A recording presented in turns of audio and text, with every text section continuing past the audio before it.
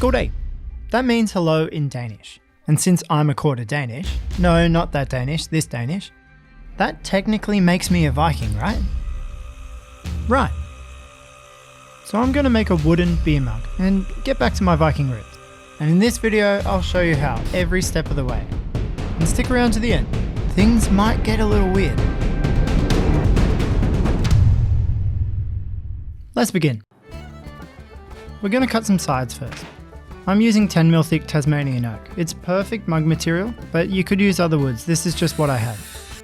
Now I reckon a good sized mug should hold a pint of anything. I like beer, other people like milk. The world's your oyster. For my mug, I'm going to cut 12 strips, 25mm wide and 220mm long. That should give me a diameter of about 90mm. Now that we have our strips, let's work out the angle with a bit of simple math. A circle is 360 degrees and we have 12 sticks, so 360 divided by 12 is 30. Now divide that by 2 and there's your magic number, 15 degrees. The cool thing is this will work for any number of sides. Now these cuts need to be perfect, and since my job site saw isn't that precise, I got myself a digital angle gauge. This one cost me $40 and it's a game changer in precision. That being said, you still have to set the angle, which can be frustrating.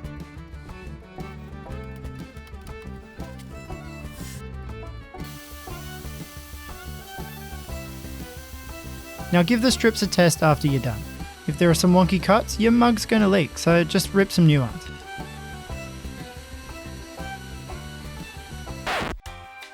You know, after this first batch it dawned on me, there's a simpler way to skin this cat. Instead of cutting strips and then angles, I could just rip the strips with an angle.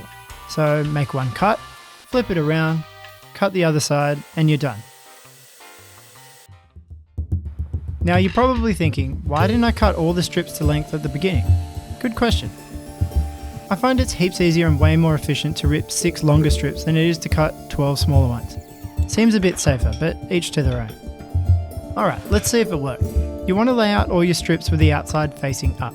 I'm using a little plywood fence here to keep everything square, but it's not necessary. Now run some tape to keep it locked in place and watch it come together.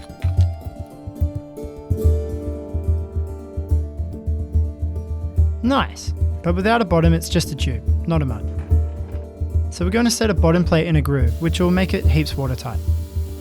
I've set the table saw to cut the groove halfway through the stock and ran it through a few times, adjusting the fence just a little bit between cuts until it had a snug fit. Now's a good time to take a quick test sip, but you might find it's a bit thick. You know, you could just route it off or maybe even sand the corners, but I reckon there's a better way to do it. So I came up with this.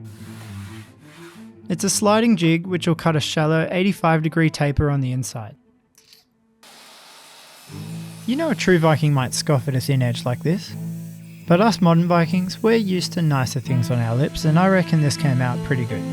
Now where were we? Oh yeah, okay, so the bottom. We need to cut a small disc to fit in the grooves. I've measured to the flat face, not the corners, and then took off a little bit for tolerance. I'm going to use the bandsaw, but a jigsaw would work just as well.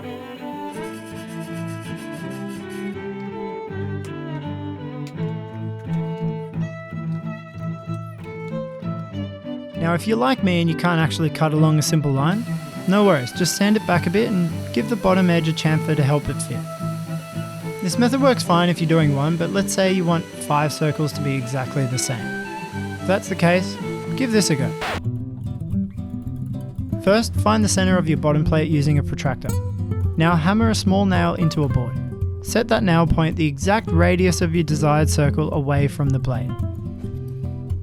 Chuck on your blank and give it a spin. And there you go, a perfect circle every time.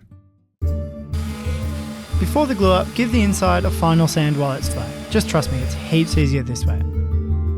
I'm using Type 1 too, but any woodworking glue will do, just make sure it isn't toxic.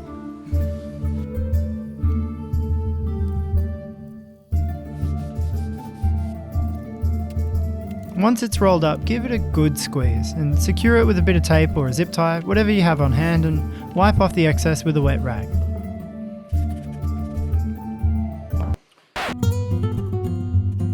You know, 9 times out of 10 the tape works fine, but if you really want to level up, get yourself some hose clamps.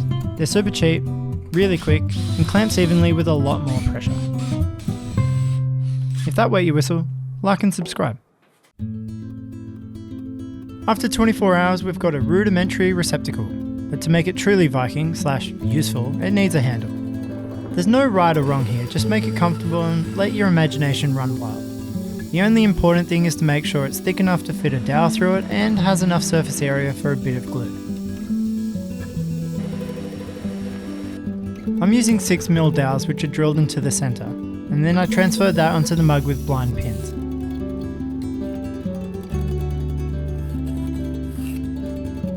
If you're using brad point drill bits, maybe switch them out before you drill into the mug, otherwise you might drill a little hole on the inside.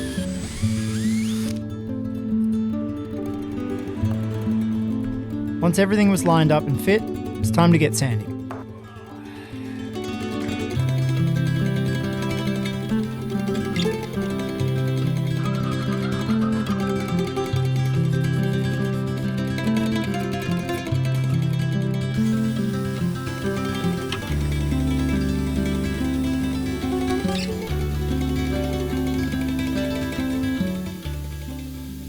The belt sander really has become my favourite tool. But if you don't have one or your mug is too big, just stick a sheet of sandpaper to a board instead.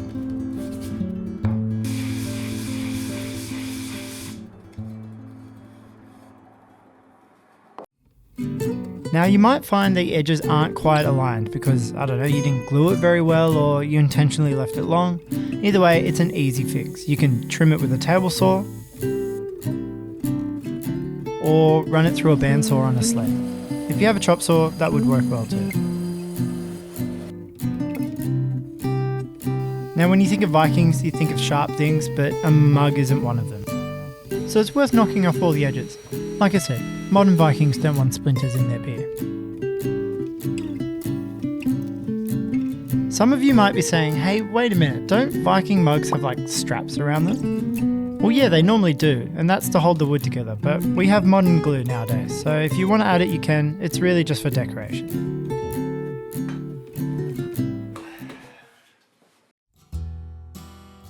Look, if it's not obvious, mugs go in your mouth, and your mouth is attached to your body, so anything that goes into the mug needs to be good for you, right?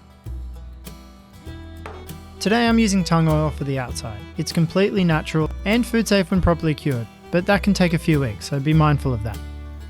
I applied a good amount on the first coat and wiped off the excess, leaving it to dry for a day before repeating the process. For the inside I'm using beeswax, which seems more Viking. It'll fully penetrate the pores and fill any gaps between the wood, making it beer tight. This 1 kilo lump cost me about $20. It's super cheap, but just make sure you buy natural wax, not one of those cutting board waxes which has some sort of citrus smell additive thing to it. Now I'm using a double boiler to melt the wax so it wouldn't burn. You could just use a glass jar in the microwave if you wanted to. As you'd expect, once I poured it in the mug it set almost instantly. So I tried the blowtorch to remelt it, but that was a bit overkill. My girlfriend also didn't appreciate me using the hairdryer either, so do what I did and get yourself a heat gun. Eventually I figured it out. First lightly heat the inside of the mug. Now pour in some wax and slosh it around to cover as much as you can. Now you can melt the wax and twist the mug to coat it evenly and just let the rest pour out. And since we already oiled the outside, cleaning the wax strips was super easy as they couldn't really stick to anything. Finally, just in case some liquid found a gap, I sealed the bottom with a thicker rim of wax.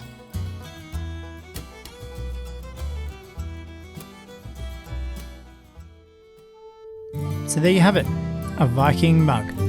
But why stop there when you can make, I don't know, 14 of them? In all different shapes and sizes. I guess there's only one thing left to do.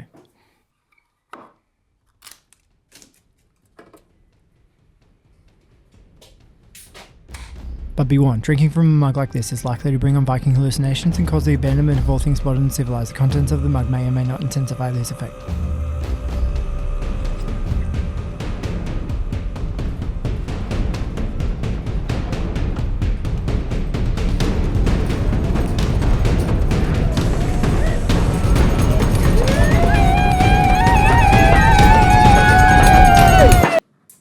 Nah, just kidding. I threw a party. Thanks for watching. Scott.